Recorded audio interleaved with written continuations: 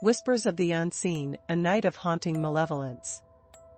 The air outside hung heavy with an otherworldly stillness as I sat alone in the dimly lit living room. My parents had left for a party, urging me to enjoy the night to myself. It was a rare occasion, a night of solitude in our cozy suburban home. Little did I know that the stillness outside would soon be shattered by an uninvited guest. The clock on the wall ticked away the minutes, its rhythmic sound creating a false sense of normalcy. The muted glow of streetlights outside cast eerie shadows through the windows, and the familiar creaks of the old house took on a sinister quality. As I settled into the couch, the television flickered to life, bathing the room in a soft, muted glow. I tried to lose myself in the on-screen drama, but the sense of isolation weighed heavily on me. The occasional howl of the wind outside seemed like a distant cry, a warning I couldn't quite decipher. The unease in the air intensified, and I found myself glancing over my shoulder at the darkened hallway leading to the bedrooms. An oppressive feeling settled in the pit of my stomach, a premonition that I was not alone in the house. With a nervous laugh, I chided myself for succumbing to childish fears. I was a young woman, after all, not some frightened child. Yet, as the night wore on, the house seemed to come alive with unsettling sounds, the soft rustle of curtains, the faint creak of floorboards, and the echo of an unfamiliar whisper that danced on the edge of my perception. I tried to shake off the disquiet that clung to me like a shadow, convincing myself that it was merely my imagination playing tricks. The television droned on, but its glow could not dispel the encroaching darkness that seemed to seep through the walls.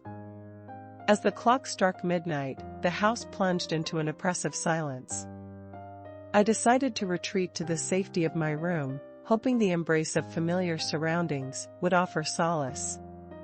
The hallway, now a corridor of shadows, felt longer than usual, and each step echoed with a haunting resonance. Entering my room, I hesitated before turning on the bedside lamp. The soft illumination revealed the comforting familiarity of my belongings, the dresser adorned with trinkets, the muted glow of fairy lights, and the soft rustle of curtains stirred by a gentle breeze from the cracked window.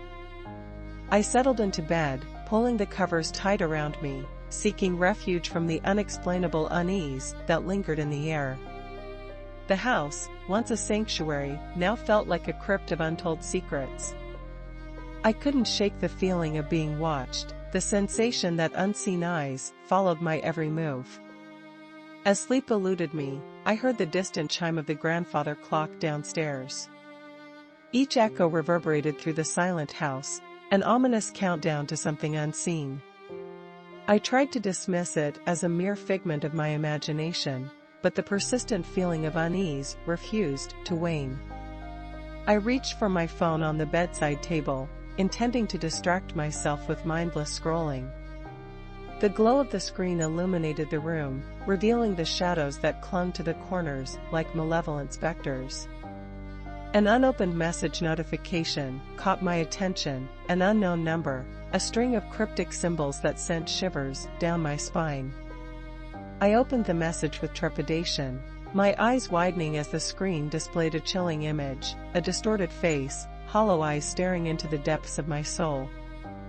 Panic surged through me as I frantically tried to trace the origins of the message, but the sender remained an enigma. The room seemed to close in around me, the walls adorned with menacing shadows that danced to an unseen rhythm. The soft whisper that had lingered at the edge of my awareness now grew more distinct, forming into unintelligible words that resonated with a haunting cadence. I decided to call my parents, seeking reassurance in their familiar voices. The phone rang, each tone a desperate plea for connection. The line crackled, and a voice, the voice of a stranger, answered. A guttural sound echoed through the receiver, a sound that sent shivers down my spine. Panic surged through me as I realized I was not alone in the house. The uninvited guest, the unseen presence that had taunted me throughout the night, now materialized in the darkest corners of my room. shadows seemed to coalesce into a spectral figure, a silhouette that lingered just beyond the reach of the feeble lamplight. I retreated to the farthest corner of my room, my back against the wall, eyes fixed on the looming darkness. The whisper, now a malevolent chant, filled the air, the words a sinister incantation that seemed to warp reality itself. The room pulsed with an otherworldly energy, a force that transcended the laws of the known. I clutched my phone, the lifeline that connected me to the outside world, and dialed the familiar numbers of the local police. As I stammered through the details of the inexplicable events unfolding, the shadows seemed to converge, forming into grotesque shapes that contorted with each passing moment. A sudden gust of wind extinguished the lamplight, plunging the room into absolute darkness. The whisper, now a cacophony of malevolent voices, surrounded me like a suffocating fog. I felt a cold breath on the back of my neck, the unseen presence inches away from where I stood. With a surge of courage, I fumbled for the doorknob, desperate to escape the claustrophobic confines of my room. The hallway outside, once familiar, now stretched into an infinite expanse. The walls seemed to pulse with a ghastly energy, the air heavy with the weight of unseen entities. As I stumbled through the darkened corridor, the walls seemed to close in around me, and the whispers escalated into a crescendo of incomprehensible voices. The house, once a haven, now transformed into a labyrinth of horrors, each step an agonizing journey into the unknown. I reached the staircase, the descent into the unknown a descent into madness itself. The shadows, now tangible entities, seemed to reach out with cold, skeletal fingers. The malevolent chant reverberated through the walls, the symphony of the damned that echoed through the ages. I stumbled through the front door, gasping for breath as the night air embraced me. The silence outside, devoid of the haunting whispers, offered a stark contrast to the malevolence within. I fled into the chilling embrace of the night, the darkness now a refuge from the horrors that lurked within the house. As I stood outside, gasping for breath, I turned to look at the seemingly innocuous suburban home. Its windows stared back at me like vacant eyes, an enigma wrapped in the facade of normalcy.